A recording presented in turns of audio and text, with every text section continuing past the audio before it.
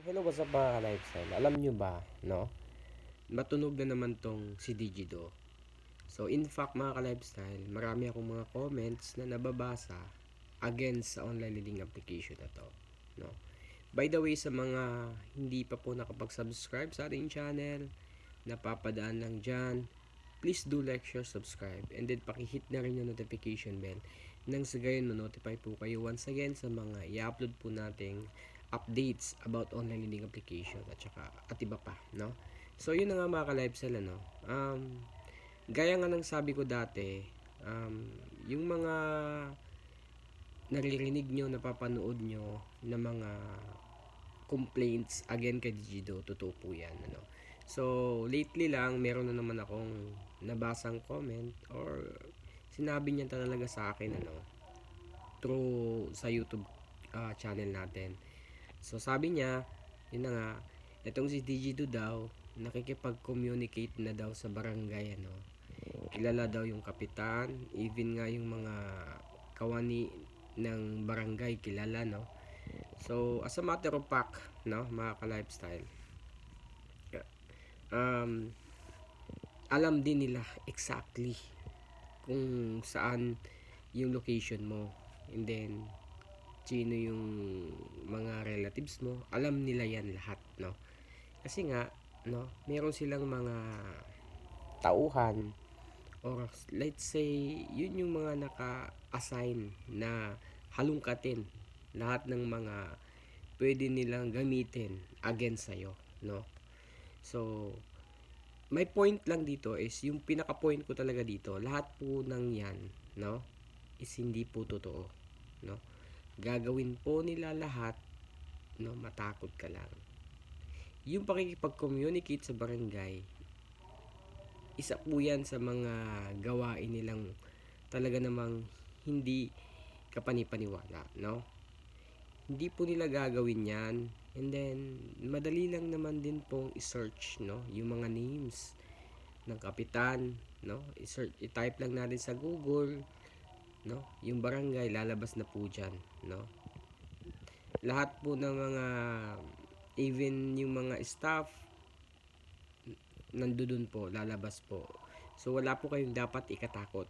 Kung yun yung way nila na tinatakot ka, na ipapabarangay, no, dahil kilala yung kapitan, no, lumang gawain na po yan, no.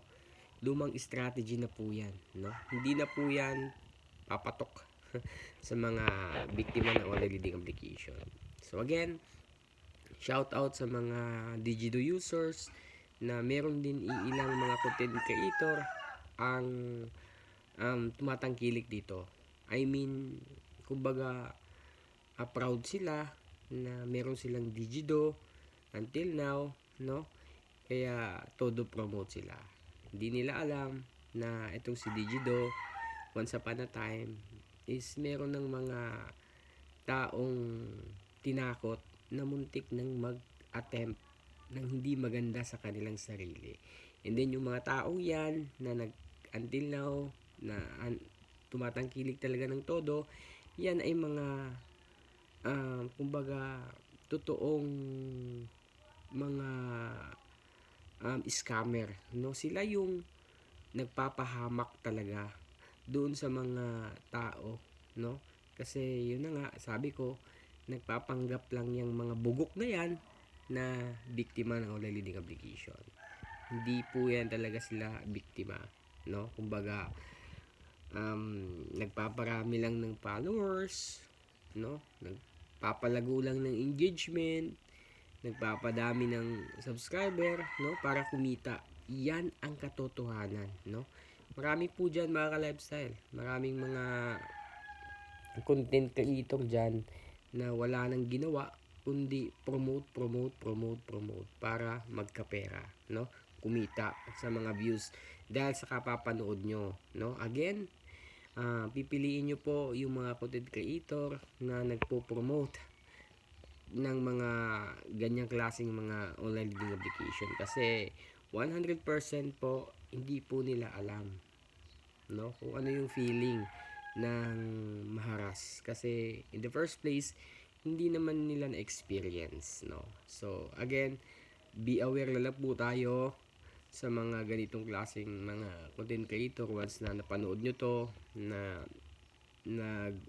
nagbibigay ng idea, no?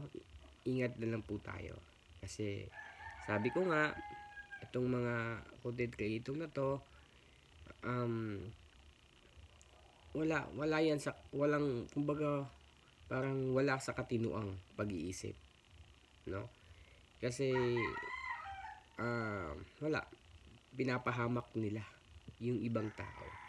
So marami naman siguro kayong mga napanood na mga testament or videos na nagbibigay ng kanilang opinion, no? Na especially dun sa mga biktima ng online leading application na nag-a-attempt talaga ng hindi maganda sa kanilang sarili dahil sa ganitong klaseng mga problema, no? So I hope, no, in this video ma-aware po yung ibang mga kababayan natin na iwasan na lang mag-loan sa mga iba't ibang online lending application platform, no? Kasi ipapahamak lang po tayo niyan, no? Especially kung hindi nila alam kung ano yung gagawin. Malamang sa malamang, no, made-depress, ma-stress, no, kung ano pa yung ibang term na talaga namang gugulo sa buhay mo, sa pag-iisip mo dahil sa kakaisip sa ganito klaseng problema.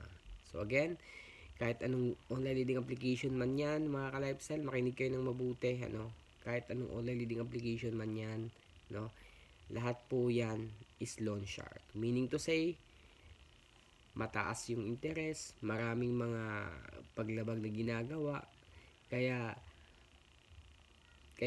illegal po sila in a way na kahit SEC registered pa yan, no, meron pa rin po mga illegal na gawain yan, no? So like for example, pag-share ng mga private information natin, no, nakasaad po kasi sa Data Privacy Act, no, na yun na nga, bawal i-share yung mga privacy natin, pero ginagawa pa rin ng ibang online leading application. In fact, binibenta nila or pinapabid sa ibang mga collecting agencies. Then yung collecting agencies, yun yung datawag sa atin, sila yung manghaharas, no, without knowing na hindi na pala yun yung online leading application na nautangan natin. Kaya kasi binenta na, no, dun sa ibang collecting agencies, which is sila yung gagawa ng way para makakolekta, no? So yun yung kalakaran ngayon, ano, sa ibang mga online leading application. So again, if hindi mo na kayang bayaran yung mga online leading application na yan, halos mabaliw ka na, masiraan ka na ng ulo, napaka basic lang po. Huwag po kayong mataranta, kasi hindi po kayo nag-iisa, no, sa gumagawa ng mga paraan or way na sinishare ko sa inyo. Like yung Deadmatology, hindi lang po kayo niyan. Marami na po. So, yung mga maliliit lang na mga halaga, hindi na po aabot po yan sa korte. Real talk po tayo, hindi na po yan aabot sa korte, no? So, wag po kayong matakot. Then, kulang pa, gaya sabi ko dati, di ba? Kulang pa yung ibabayad natin sa kanila sa pagpa-file nila ng kaso against sa atin. Sa kakarampot na 2 to 5K lang, hindi na po nila hahabulin yan, ano. So titigil din po yan sa kakakontak sa inyo, sa kakatawag, no. So wala po kayong dapat ikatakot, especially yung nasa mga malalayong lugar. Never kayong pupuntahan dyan, no. Never kayong kumbaga pupuntahan dyan para maningil. Never po. Wala pong ganon. Wala pong nakukulong sa utang, and then wala pong nasasampahan ng kaso. Kung meron man, hindi po about sa online lending application. So I hope maliwanag itong maliwanag tong pag-explain ko sa inyo kasi yun po talaga yung mga katotohanan mga ka-lifestyle, no? Wala po kayong dapat ikatakot, no? As much as possible, kung stress na stress ka na talaga, hindi mo na talaga alam kung ano yung gagawin, ang pinakamagandang gawin mo is mag-switch SIM card ka na lang, no? Kung hindi naman masyadong importante yung SIM card na yon, mag-switch ka na lang, maraming SIM card dyan. And then pagdating naman dun sa mga accounts mo, I mean social media mo, nasa settings po yan, pwede mong hindi i-private or friends lang yung makakakita sa inyo, pwede mo ring i-lock para hindi kumbaga hindi na ma-access or makapag-comment pa itong mga staff ng online leading application, kasi yun din yung gagawin nila in the future pag second option kasi nila yan. Once na hindi na nila talaga makontak through number na binigay mo, yung dun ka titirahin sa social media mo. So hindi na bago yan. Gaya nga nasabi ko, gawain na rin nila yan. So yun lang yung pinakamagandang gawin natin, relax lang po tayo, no? Hindi ka po, kung akala mo ikaw lang yung may utang sa kanila, no, nagkakamali ka. Marami po na tayong mga biktima ng online learning application ang kumbaga hindi naman sa tinatakbuhan, ano, nagkakataon lang po talaga na hindi na kayang habulin yung bayarin kasi sobrang taas ng interest, no?